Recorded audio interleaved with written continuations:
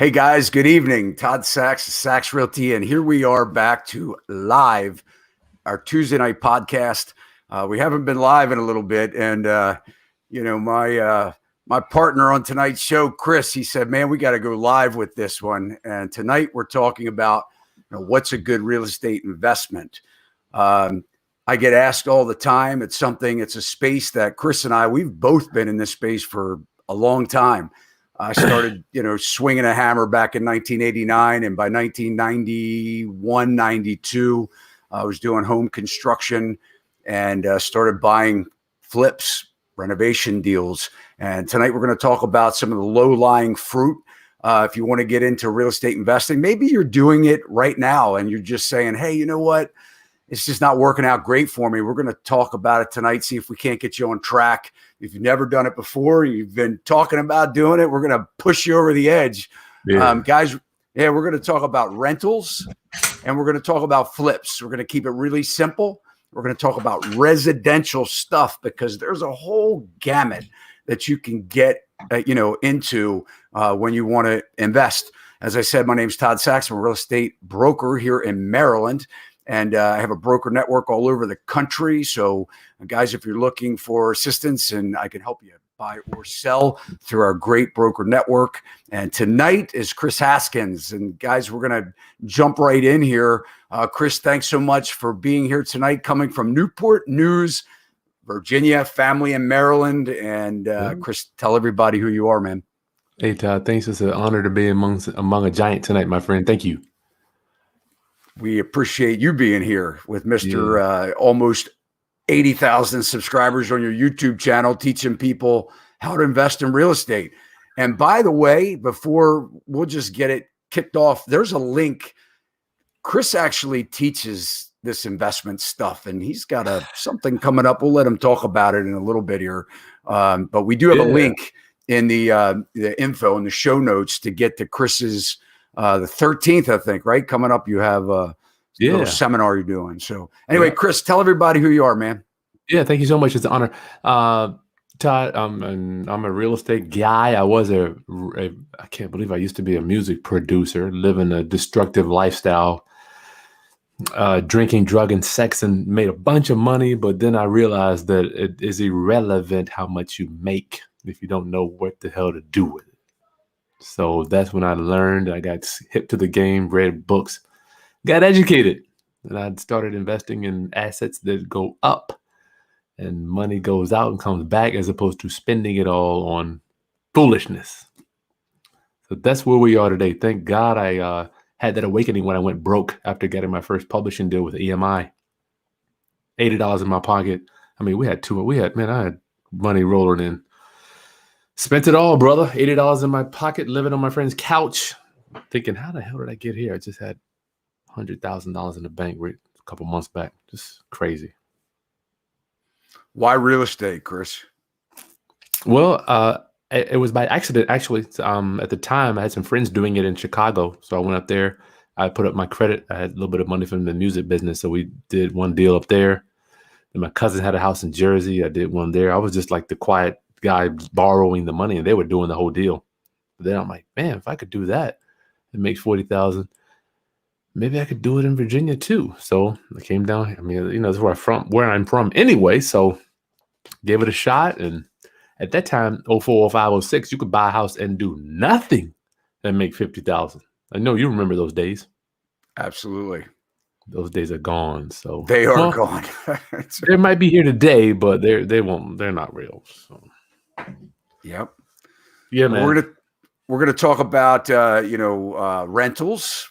Yep. So we're gonna kick it off with that, and then we'll get into flipping, and then we're gonna talk about something called wholesaling. And I know many people have heard about wholesaling. A lot of that is what you see on these seminars, whether you hear about them on the radio or on TV, where they have seminars all across the country saying that you could buy houses. Right, no cash, you don't need anything, and you can just make tons of money. So, and guys, and we're going to let you ask questions too. So if you're watching, just you want to ask Kris or myself a question, go ahead and chat it in whatever platform that you're watching or listening to us.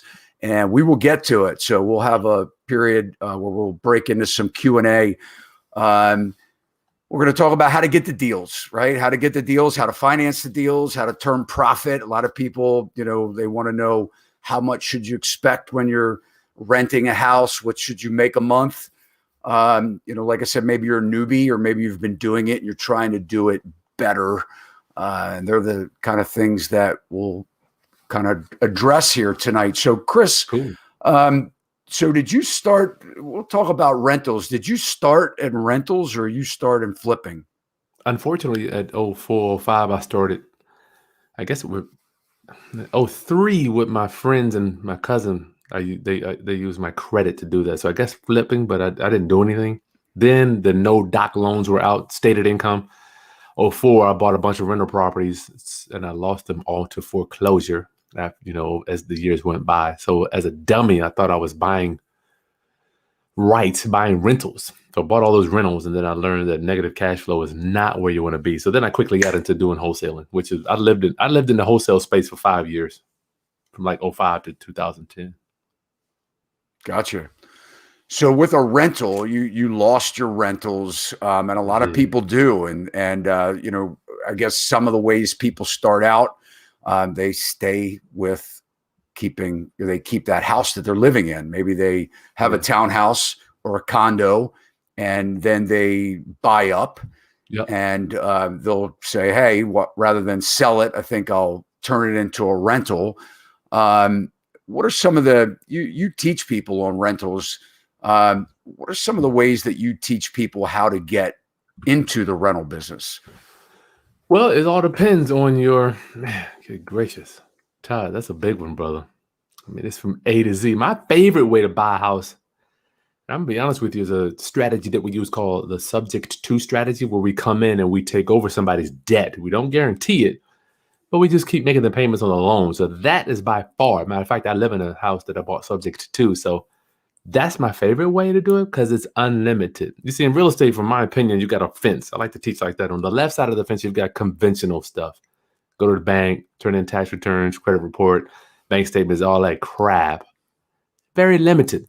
The system is not going to allow you to build a huge real estate empire. Well, let me take that back. Generally speaking, they're not in the business of helping you build a real estate empire. But on the unconventional side, the side that we live in, where we use private money to fund our deals, we don't deal with tax returns, credit reports, income statements, bank statements, not even an appraisal. That's where the world that we live in. It's unlimited. I can buy as many houses as I want. Nobody cares or even asks me if anything about my credit score. So explain what you were talking about. So you take over people's mortgage payments? Oh, my goodness. Oh, yes. Oh, yes. That is. So how do you go about that? Well, we have ways. I can't get into it. That would be a 2-hour training for me to do that. But the topic, or if you want to Google it or even go to YouTube, it's called buying a house subject to the existing financing. Now, you being a broker, I don't know. Do you do that stuff? We do not. Yeah, brokers, you guys, unfortunately, I'm not quite sure if having a broker's license might get a little funky. Right.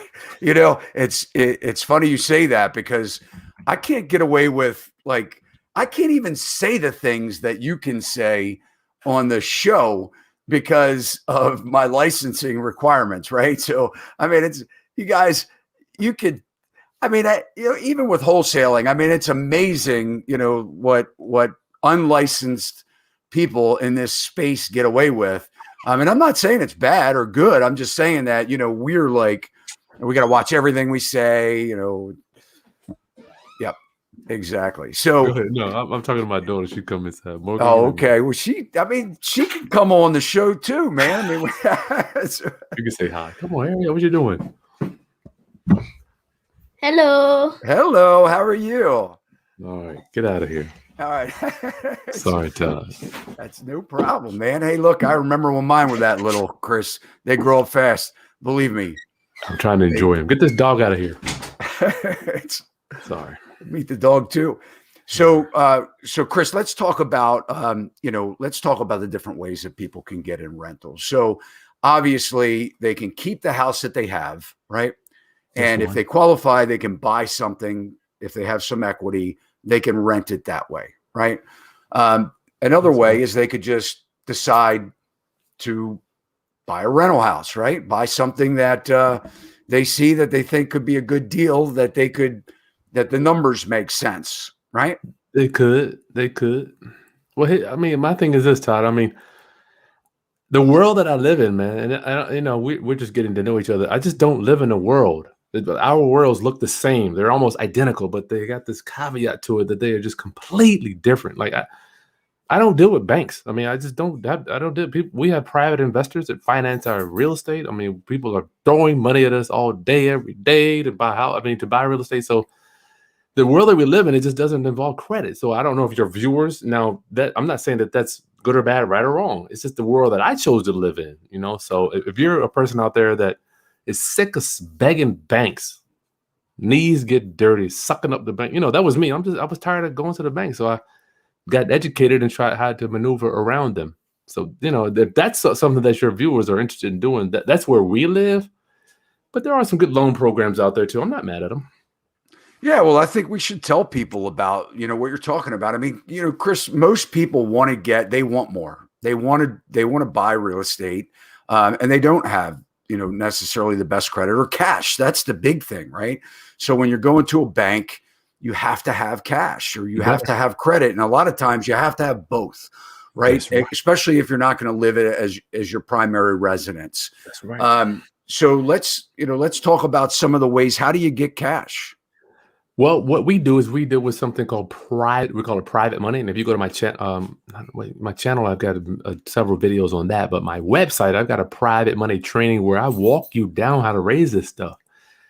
You'll be surprised. I mean, this, Todd. There's way more money in the system than anybody could ever borrow. I remember coming up through the ranks, I used to think, if I could only get a down payment, good God. It was almost like $10,000, felt like $1 million at that time, right?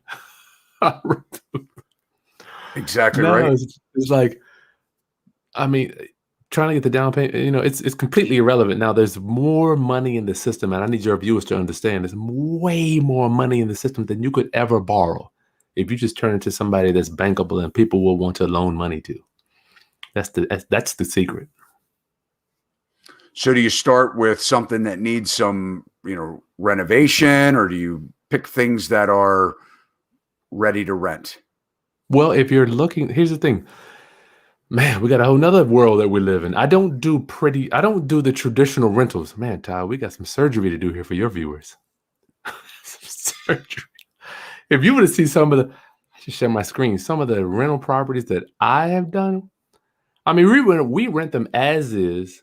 We get a down payment out of people. We do something called a lease option. That's where we rent to people that sometimes have challenged credit. And these people are out there looking for a place to live that they can't qualify, traditionally speaking, right? So, Todd, if you were to see the houses that I rent, your viewers would be shocked, and we're getting $5,000 down payment out of people, and we're not taking advantage of people. My mission with my lease options is we provide home ownership for people that can't necessarily go out and get a loan. So we give something called a tenant buyer. So we look for people that want to be homeowners, but can't necessarily, their credit isn't good enough, but they do have a down payment. So I don't necessarily live in the pretty traditional rental house business. And I know your viewers are going to be looking at me like I'm crazy. So tell us how that looks like. I mean, so you find someone who is upside down on their house and you come in and take over their payments, and then you find a tenant for that. I mean, That's one way. Yeah. That's one way. So, okay, let's say I want to buy a sub. We call it in the business, we call it sub 2. Okay. And I understand being a broker because I've got several brokers in my town. I do subject twos for them, Todd. They won't touch it, but they'll call me in, close the deal for them, and then I don't want to blow them up, but yeah, they can't touch it. So we buy it, take over the mortgage payment, we get the deed. Because remember, in real estate, you've got these two. How do I do this? You've got two. I call it two wheels, right? The property and money. Property and money, you know this stuff. They don't go together. We have put them together in our society, right? We have meshed them together, but they don't go together. As you know, a lender can sell a loan to any type of loan provider that they want, right? One day your loan will be with Wells Fargo. The next day is with the Bank of America. The next day is with Regions Bank. The next day is with 3/5 Bank. Do they ever let the homeowner know that they're doing? I'm sorry. Do they ask the homeowner? Let me change that. No, they don't ask. They never do. So you have to understand that you do not have to ask your mortgage company whether you can sell the property. You do not have to ask. It goes both ways. But now the problem is it's just not generally talked about in our culture. You do not have to pay off the loan to sell a house. You do not have to pay off a loan. And it might be a lot far-fetched for some people. So as long as you can get over that mentally, then we'll teach you how to negotiate, because you can't just go in and tell a homeowner subject to. You can't say that. So after if we buy a subject to, then we sell it on something called a lease option. We do a lease. We get a down payment out of somebody. Let's say it's 3 to 5%, and then they get a lease for however many years. I let them pick. I used to do 2 years. Now I just say, man, how many years you want? I just write it on the paper. You want 8 years, and then you're taking what, a portion of the rent that they pay you towards the purchase at the end of 2 years, or how does that work? Principal pay down. Yeah, whatever they say. I usually do $50 or something like that. But here's the thing: with these people, I've had one person qualify since 2000. Well, I started doing these in 2008. I've had one person qualify, Todd. These people, they wouldn't even be coming to us if they had their stuff together, right? So I do love them, and I try to work with them as much as I can. But I've had people walk away from $25,000, $10,000 down payment. It's like, they usually don't qualify. They end up moving away. Boy. So do you find that they're better tenants when you're doing that? I mean, they kind of take like a ownership position of the house. Oh my Lord, yes. Way better than infinitely better than a conventional tenant. See, the conventional tenant's gonna call you at night when something happens. They're gonna call you. When we sit down with the tenant buyer, we make sure that if something breaks, don't call me. We are the bank. If the toilet gets stopped up, don't call us. If something happens with the window, the door breaks, don't call us. So we don't do any repairs to these houses. And I know your viewers are going to think I'm coming from Mars, Todd. They're going to think we don't do repairs. Stop doing. I tell my clients, stop doing repairs to these houses, dude. You're just throwing money away. Yeah, well, certainly if you're a real estate agent and you're watching this, you're like, wow, what is going on here? Right. They're not alone, though. I had to tell you. I've had attorneys. I mean, you name it. I got to beat them in the head. Stop making these repairs, because your tenant buyer is going to make all the repairs. They're going to be an HVAC guy, a roofer, a siding guy, a window guy that has a down payment. They've got all the friends to do all the repairs. Just don't do it. And we have like interesting times coming up. I was just speaking with a real estate attorney who does a lot of work for big banks. And we were just talking about, the forbearance that's coming up, and, a lot of people can't make their mortgage payments. And what you're talking about might be like prime for the conversation. If you can take over somebody's mortgage payment. I mean, I don't know how you do that. I mean, are you actually getting qualified through the bank to take it over, or you're just they still pay, you pay their bill? I mean, what happens with that? So you're releasing the house that they are mortgaging, but who's writing the check? You're writing the check straight to their bank. Is that how that works? You got it, Todd. And you just have a contract with them that says you're basically buying it in lieu of them making the payments. You're going to make the payments. And at the end of the day, they've signed that over to you, which is what you're talking about. You don't have to pay off the loan to sell your house. So they're selling their ownership rights despite somebody still having that lien. Having a claim. I'm a quick learner, man. You got it. Am I figuring this out? So everybody that's listening out there right now, I mean, so this is legit. I mean, Kris Haskins does this. He teaches this stuff. I do. Totally different than what you know, the world. He's right. We're living in two worlds, man. I live in one world. He lives in the other.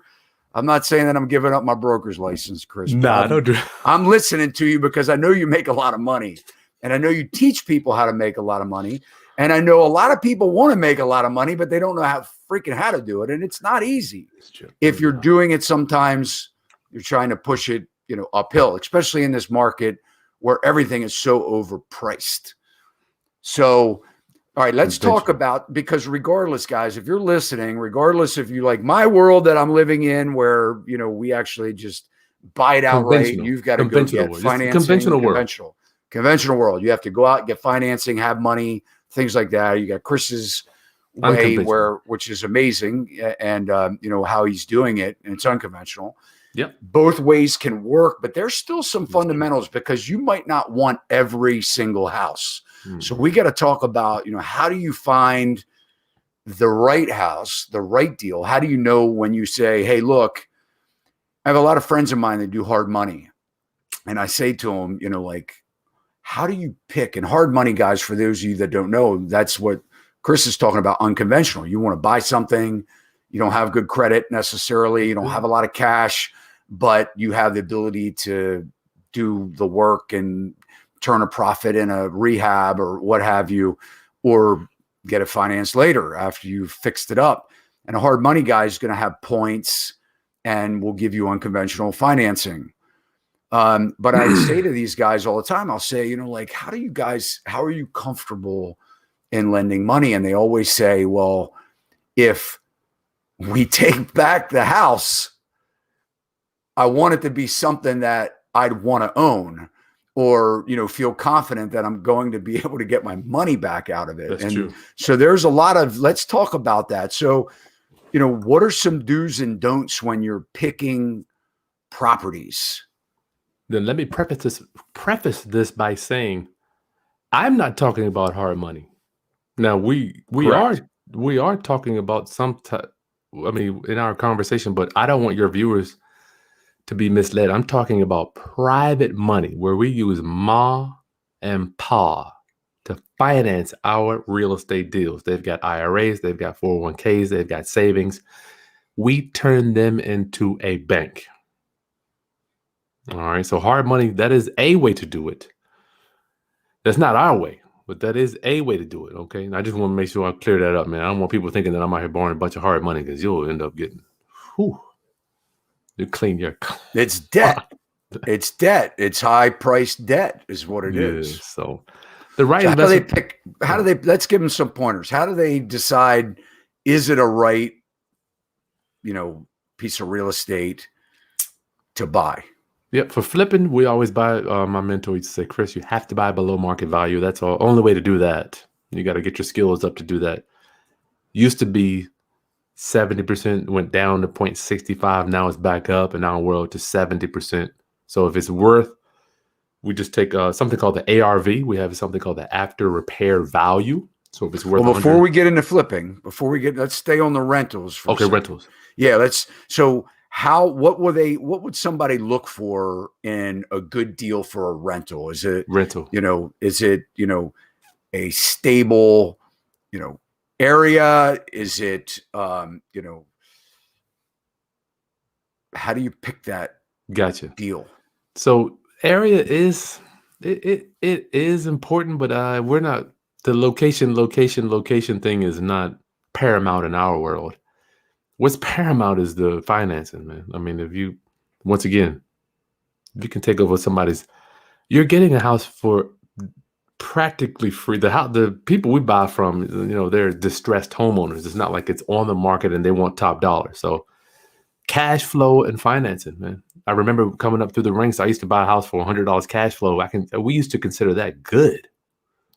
Now it's like, man, I wouldn't touch it for $100 cash flow. You know, I would have to have at least $300 minimum a month. Oh yeah, I mean, and more 300 or beyond. You know, because anyway.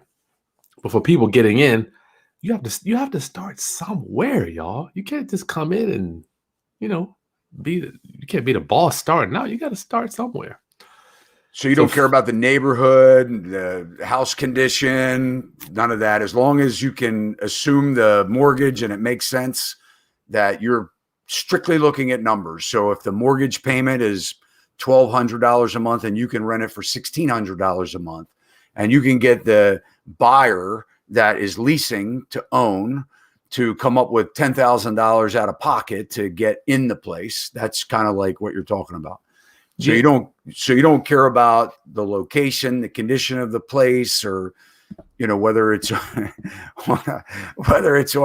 a gravel foundation or on a highland. I mean, it could be in the flood zone, man.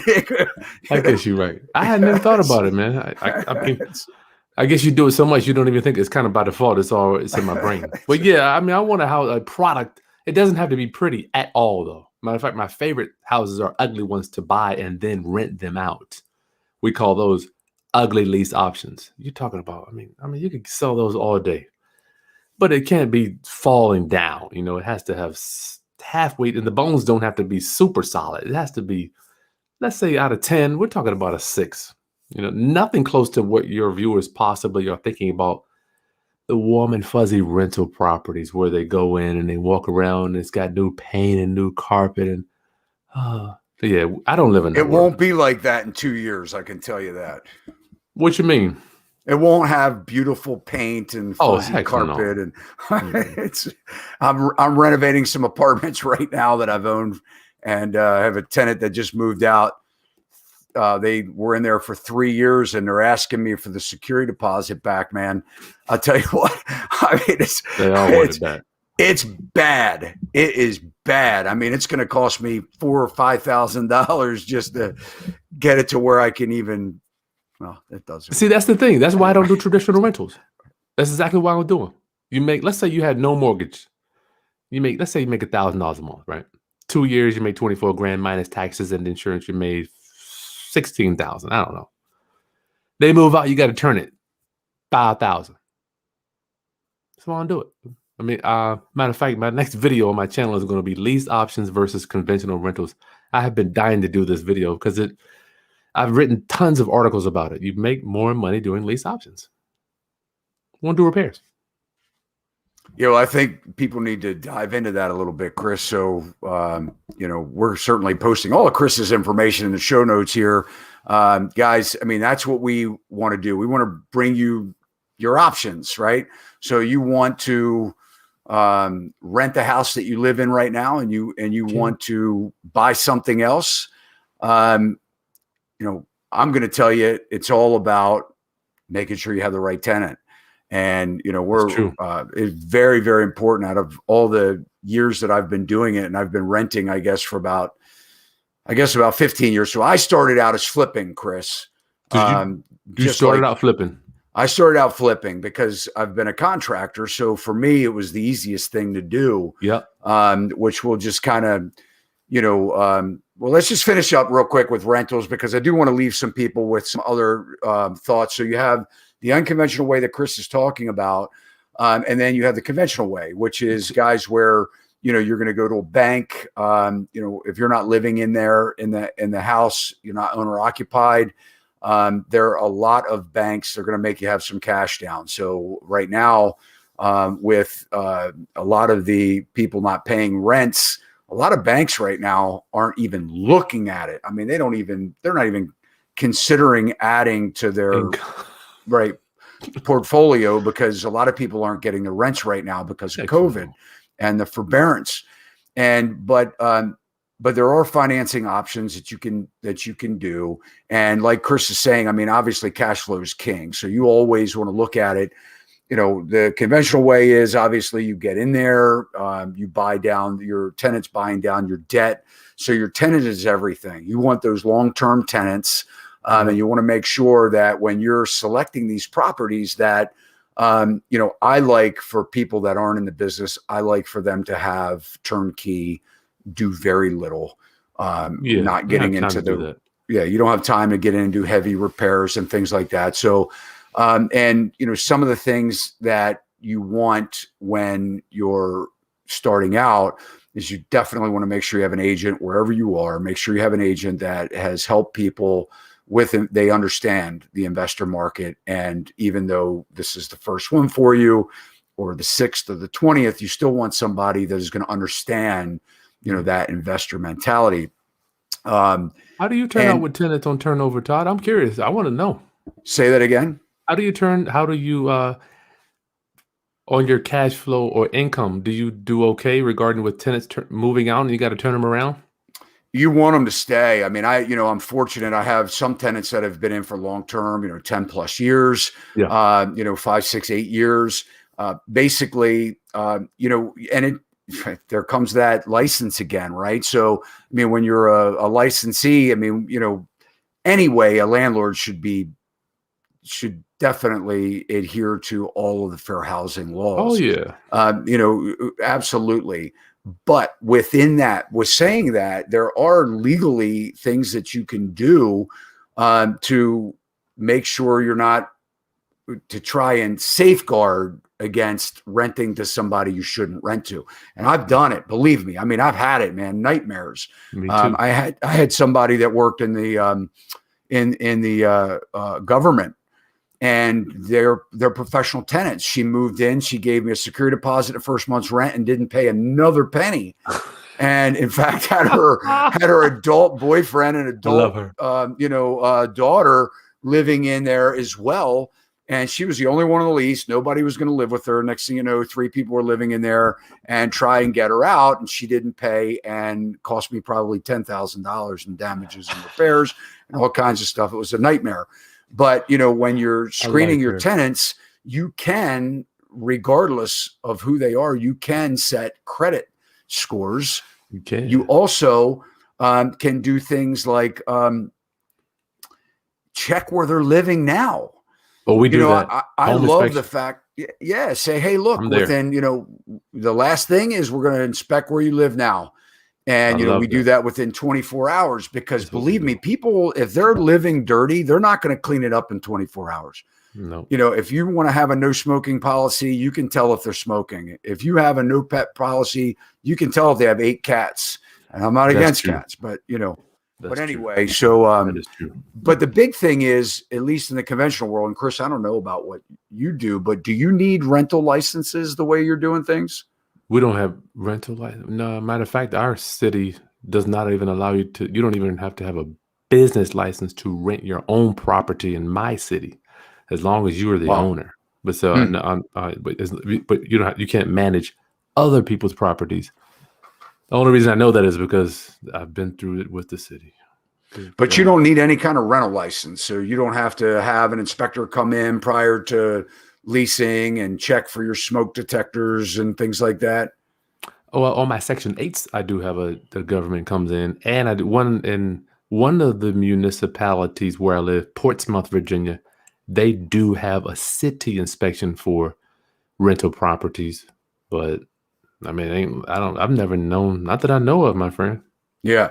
Well, here in Maryland, you have to have a rental license. So, so you have to have a professional inspector that's licensed come in, do a safety inspection. If it's pre-78, you haven't registered for lead paint, so pre-1978, and you're not lead free, you have to, every time you change tenants, you have to get it re-inspected to make sure that it's lead safe. I've heard of that. Register those documents. So on sales too, right? You got to do that on sales too, don't you? You have to disclose if you have any information about lead-based paint, whether you know if it's there or whether you have any reports, you have to disclose that, but there's no requirement. It's an option for a buyer to get a lead assessment, but it's not required that a seller provide it, at least here in Maryland. I don't know about the rest of the country. But anyway, so guys, if you're looking for rentals, I mean, there's conventional, there's non-conventional. I'm going to tell you on the conventional side, make sure that where you're buying is coming up, not going down in value area, especially, base that on at least the price that you're paying when you're going in, and certainly cash flows.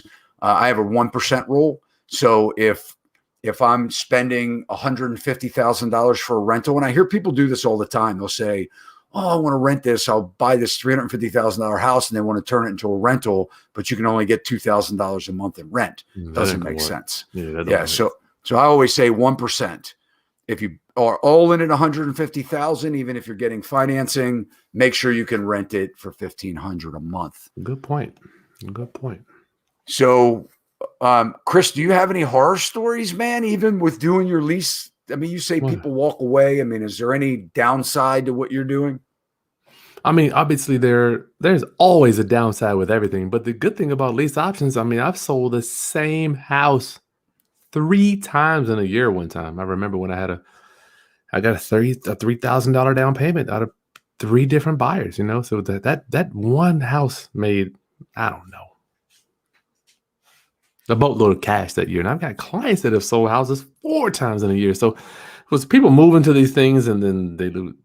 Things just happen, man. People move, somebody gets sick, whatever, you know, they're gone. So I have to ask, I mean, so just take me down this road for a minute. So they move out and it's trashed. No. So the next buyer comes in and you just say, look, guys, you're owning this thing. So this is what you're getting. It's on you. You got to bring it up to speed. You got to replace the appliances. You got to get rid of the roaches if they're in there. I mean, it's all on them. Next buyer comes along. Lease option. I'm telling you, my brother, you know, it sounds, when you think about it, it sounds like, I don't even think about it anymore because I know that they're out there, you know, like here's a house. And they sell like this, right? I mean, it's gosh. Because these people, I remember one time, anyway, dude, yeah, they're people are looking all the time. These handymen, they're like, man, I can get in there, do the work myself. They could save a boatload of money. No qualifying. You get to buy a house, no bank qualifying. Where are they going to get that from? Me. That's who. That's it. I'm the only people. There's only very few. And you know what? You'll be surprised at how easy it is to find us. If you just go to Craigslist and you type in rent to own, we are everywhere. I'm telling my clients, I'm like, huh? Your group, the Kris Haskins. The Kris Haskins of that city. Yeah. Or Ron LeGrand of that city. We're everywhere. You just got to look for us, you know? It's almost like foreclosures, you know? Are you going to buy from the MLS? Or are you going to buy from the foreclosure steps? You know, so it's just like, where do you want to buy? They both exist. You got to just kind of know what to look for. Well, let's talk about flips. So some people are brave enough that they want to actually, you know, dive into taking a distressed property and fixing it up and selling it for profit. You like this model? I love it, but I don't like it. I have a love-hate relationship for real estate in general. Real estate has saved my butt every time. I don't care if I had to live in it, refinance it because the IRS audited me, cash flow it, get a line of credit against it, rent out a room, let a family member, you know, I could go on and on. As you know, Todd, it'll save your butt every time. But flipping it is such a headache. So now at the stage in my life, I have the honor of just kind of like being the money guy for my team. So they can kind of run everything. Because I just dealing with contractors, man. I don't know how y'all do it. I admire you. I mean, that's what happened to my hair.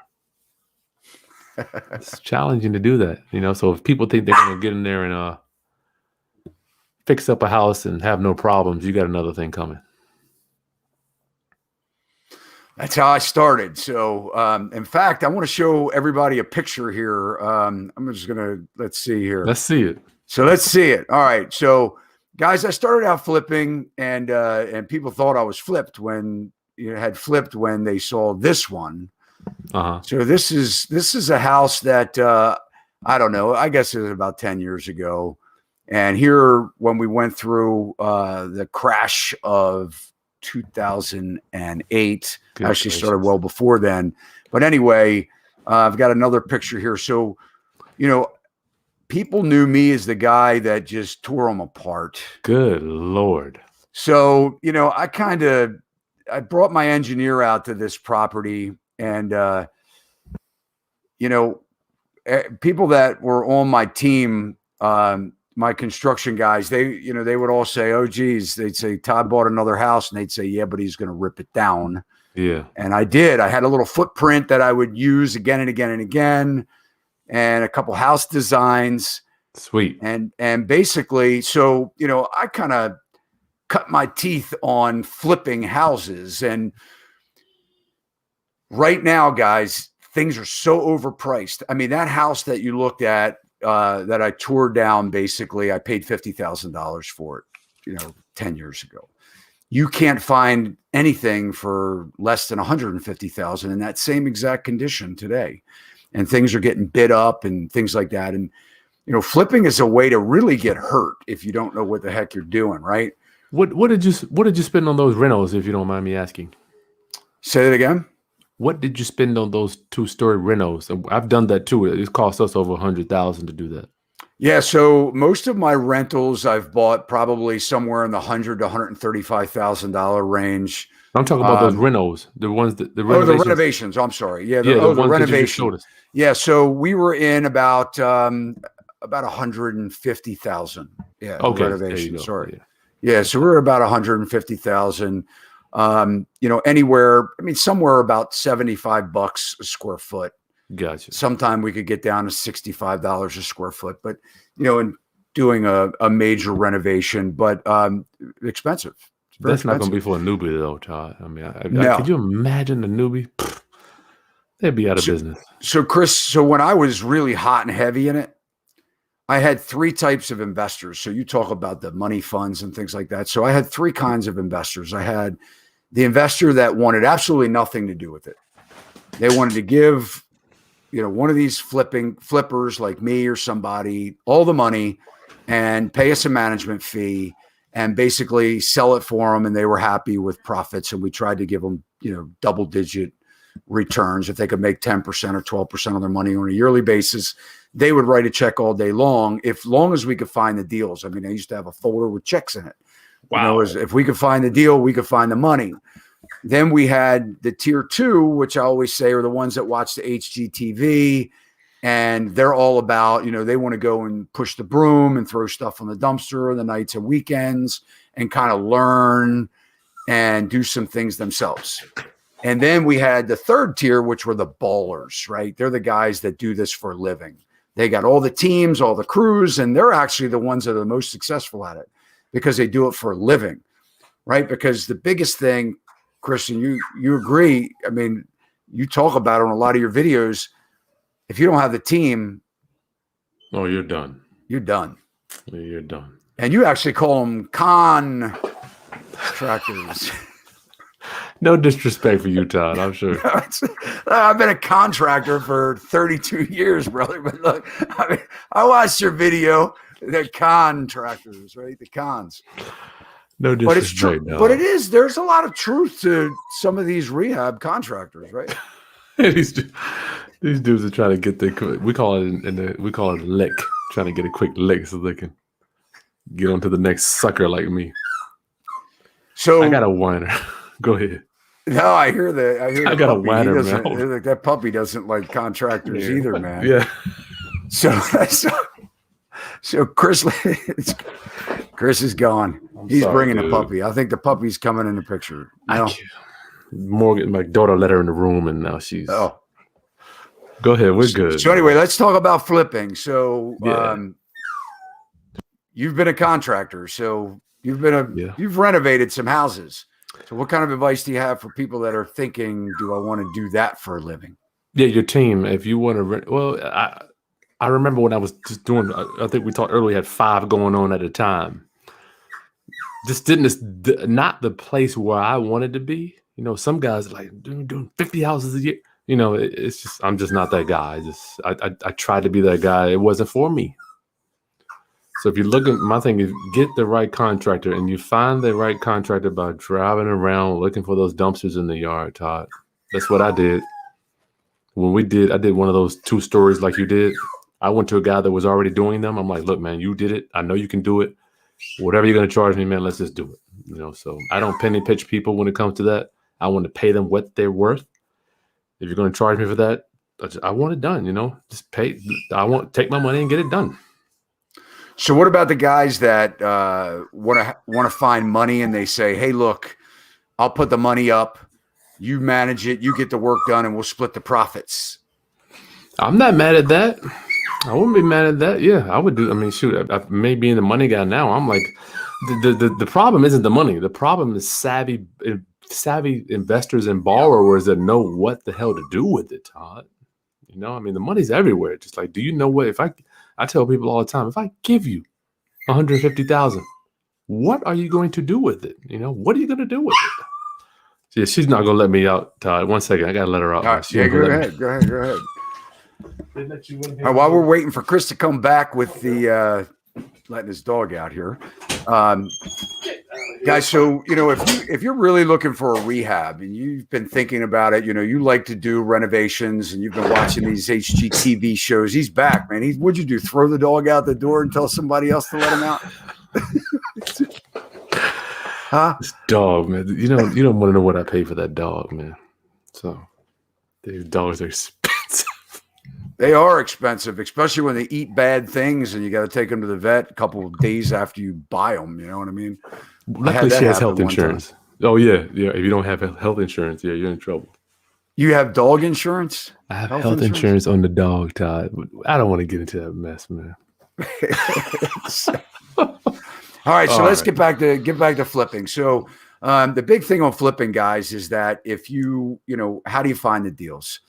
So, you have to make your money on the buy. And Kris, you said that earlier. I mean, and the market is so hot right now. It's such a top market.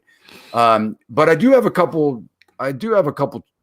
tips for you. Yeah, go. When you're looking to buy a flip. Bank-owned properties are not where it's at right now. And you're going to pay the most for those. These rehabbers and wannabe rehabbers are overpricing things. I mean, you go to auctions, you can go online auctions. I have found my best deals with a standard sale. Somebody's just selling an older house or estate sales. So I always say, hey, look, I'm a broker. I want you to come through, and so that we can earn a commission, right? I mean, I don't want I'd be ridiculous to tell you anything else. But I'm going to tell you guys, if you go to attorneys that handle estate sales, or you network with people, I mean, you can get these properties while they're off market, standard sale. Mom or dad have passed, kids want to sell it for a quick cash deal. They are out there if you really want to grab them. Right now, if the things go on the market, they're just, we have to have that conversation another day. You're done with that, yeah. But the thing with off-market stuff, Todd, and you got to really shake the trees. I mean, right now we've got Facebook ads running, we've got direct mail going out, we've got the cold calling thing, text message marketing.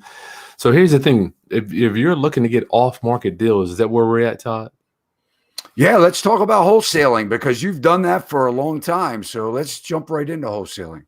Well, I'm not necessarily saying you have to wholesale it, but buying wholesale is just buying below market value, right? Is that where we're at though right now? Yeah. Let's dive right in. So you can, obviously, we buy off market. I very rarely buy on market in this climate. I mean, obviously we bought tons of them on market, when the market was different. But nowadays you got to shake some trees. And these investors, man, these dudes have got some technology for your behind. Cold calling. I know guys that have employee that cold call 8 hours a day to find deals. To find off-market deals. Oh, you daggone right. So I mean, the real estate, but Todd, it ain't like when we was back in the day. These dudes now, man, they have companies offshore. That's all they do. Like, you want to hire us? Okay, $5 an hour. We'll cold call for you every 5 days a week, 8 hours a day. Period. I'm like, damn, you can do that? And then it's great. The business is changing. It's a book called Flat Earth. Flat Earth, he talks about Flat Earth 1.0 was when countries started to talk to each other. That was, 200 years ago, countries started developing. Then Flat Earth 2.0 was where businesses started to talk to each other around the world. That's where we had the 1970s and 80s. You remember when MCI and all they were shipping all the jobs to other countries. When you called somebody and they started to talk like this, when you wanted to get customer service, you remember that 1980s, right? But now we're in Flat Earth 3.0, person to person. around the world. So people can talk to each other. So Flat Earth 1, countries; Flat Earth 2, businesses; Flat Earth 3, humans, person to person. So now I can talk to anybody, hire anybody, anywhere in the world. So our workers are in the Philippines. We're paying $5 an hour. They can cold call 8 hours a day. You can't beat me. Not me personally, but it's like, you got a team of virtual assistants that are called. I mean, it's just it's remarkable, the technology, what can be done. So, what do you think about auctions? I love them. Matter of fact, I'm doing an auction this weekend for foreclosure auctions. I mean, the deals are still there. You got to just be there, man. The problem with foreclosure auctions, online, I have never been able to buy. No, I have yet to buy something from an online auction. All that robo bidding and stuff, you bid and the price goes up. The computer's trying to get you. I think that stuff should be legal, Todd. What do you think? Oh, I've bought online before. Okay, you have. Yeah, I've done it, and you just have to know you have to know the game. So there's like a system to it, but you have to be careful because initially, if you start bidding early on, the computer's bidding you up at least till it hits the reserve. So robo bidding.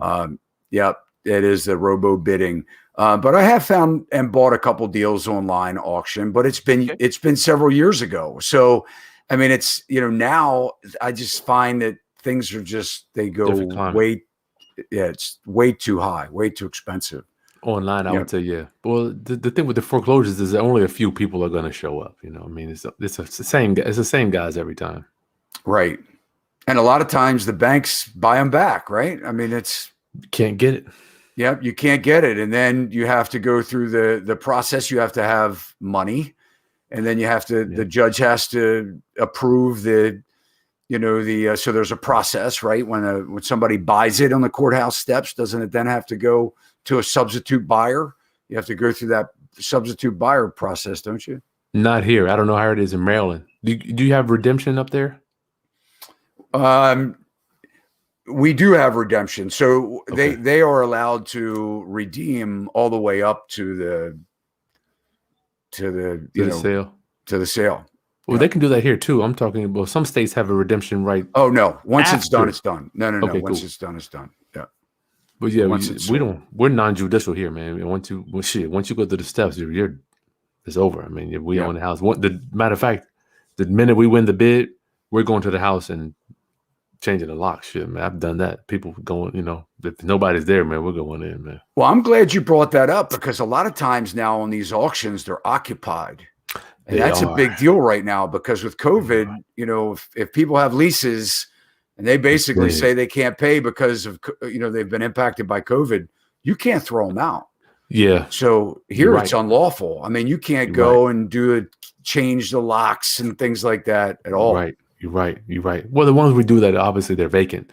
No electricity, no water, but you're right. It's a challenge. That's why I think learning the foreclosure process now to deploy at a later time is where it's at now. Because it is risky with foreclosures with this COVID thing. Kris, plug your thing this weekend. Yeah, man. We're going to be doing a foreclosure summit, brother. So I got my friend and a real estate attorney, Bill Brunchick, coming on. He's out in Denver.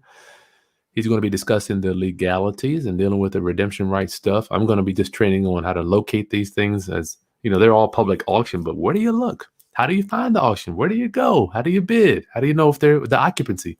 Is it a tenant? Is it a squatter? I bought houses where I bought it. I have to negotiate with the people in it. Got to negotiate with them. Sometimes they don't want to leave. So we're going to show you how to do all that stuff at the Foreclosure Summit this Saturday. Yeah, man. Yep. And what, it's $200. It's not very expensive, right? $300. So you come in. Okay. Yep. Hang out with me all day. We got a link that is in the show notes. So certainly check out Kris.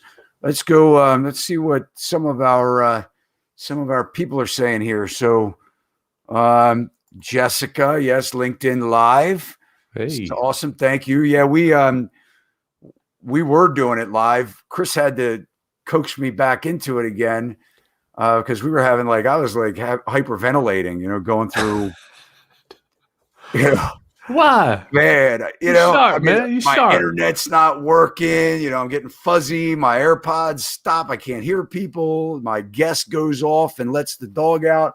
Earlier I was like stressed out about that kind of stuff. But anyway, Jess, thank you so much. We got Chris Birch here. Glad you are live, Todd. I work with Kris. Hey, Kris knows Kris sometimes, but the traditional deal, I guess that is, can't say these things, or the real, traditional, right, real can't say these things. The terms we use outside traditional ways are magic. So we got about like lease options and subject to and all that stuff. Yep, Kris, thanks for checking us out, man. And Candace, she's got Hey Roundup. That must be you, Kris. Hey, Candace. So Jess, we appreciate you and all Jessica your comments. Had a question there. You had a question. Can you do this with new construction? I think she's talking about subject to. Did I miss it? Yes, right there it is. There we go. Yep. Right. So, Kris, subject to, you can do subject to on any piece of real estate. I don't care if it's commercial, residential, land, because remember, real estate and money, you may think they do go together, but in reality, don't take it from me. Go do your own research. They do not. The lender, I promise you, these dudes sell the loan every day without telling the homeowner. I have never met a homeowner where the lender said, Mr. Homeowner, we're going to sell your loan to ABC Mortgage Corp. Is that okay? Absolutely not. They don't care. And you can do the same thing. You just got to, first of all, you have to believe it can be done. Second, you got to get educated. So yeah, new construction, it doesn't matter. Kris, let's leave them with some final thoughts here. Other than check out your YouTube channel and subscribe. You got tons of great. You have what? Almost 1,000 videos. It's amazing how when you look at it like that, you're right, brother. A lot of work, man. A lot of work. I'm like, looking, this is like my 26th episode or something. I don't even remember anymore. You're doing it though. And so we got a couple hundred videos on there. And guys, we'd love for you to subscribe to us too. Kris is showing me how to get it done with his 80,000 subs. But we're just trying to bring you great information, guys. There's a ton of ways that you can invest in real estate. Yep. We hear it all the time. And, people want to get in. Guys, just get in. Figure out where your space is, whether it's conventional side, unconventional side. Make it happen, make it a reality. So that's true. Kris, we thank you so much, man, for being on our show. So give these guys any last minute nuggets. Yeah, I think I started, and I don't want them to think that I have been in this alternate world my entire real estate career. Okay, please don't think that, because I did it the traditional way too. I bought my first house, warm and fuzzy, home inspection, new carpet, paint. I did all that, but I turned that into rental property. Back when I was single, I bought, lived in it, rented out the rooms. Then I moved and rented it out, So you can build wealth like that. But for me, I just wasn't able to get a large enough portfolio doing it that way. You can do that, but I always, in my opinion, I don't care how big of a fish you are. Everybody's financing is limited, So if you want to keep buying houses, you got to put a down payment down. Eventually you're gonna run out of money. If it's 1, 2, 3, 4, 5, 10, 20, 30 house, that there is a limit to the amount of capital you can outlay. So with the unconventional ways, that's all, so just keep it in mind that you can do real estate both ways and mix them up together if you like to. We have Section 8s, we have lease options. I don't have any conventional rentals, but Todd certainly makes that work. I got sick and tired of doing repairs. So explore both sides of the fence. It can really work for you. And you don't have to be extremely wealthy to get started. The thing is to at least try. Just try. You'll be surprised. Yeah, and if you're going to do it the conventional way, just make sure that you don't take it all the way to the top of your, borrowing capability. Yeah, I mean, don't you That'll know? kill you, man. It will. And make sure that you have. I mean, that you have resources that, guys. If you're not cash flowing every single month, it's a bad deal. Bad deal. Period. Bad deal. Yep. I mean, you will. I have properties that I've owned for 15 years, and they're finally getting to the point to where I have great equity, and the people that have been in the tenants that are living there, they've been paying for the house. So good. And you do get a lot of tax credits and write-offs and things like that. That's a whole nother topic in itself. Yep. Guys, we really appreciate you watching tonight, tuning in, and we appreciate your time. So Yeah. if you got any questions for Kris and I, reach out to us. Kris, thank you so much. Thank you, Brother Todd. I look forward to seeing you. We're gonna be in Baltimore, dog. Well, We're gonna be up there. we're definitely getting together. So, anytime, man. But thank you, Kris, so much. Kris Haskins, everybody. Show him some love by going to his YouTube channel and subscribing. If you're interested in joining his amazing webinar that he has this weekend. I mean, this guy knows his stuff, as you can see. Unconventional methods, guys, the way to invest and make cash in real estate. A lot of ways to do it. He's made a lot of money doing it his way. So, a lot of people do it. So, thank you so much for watching tonight. We'll see you next week. Bye, everybody.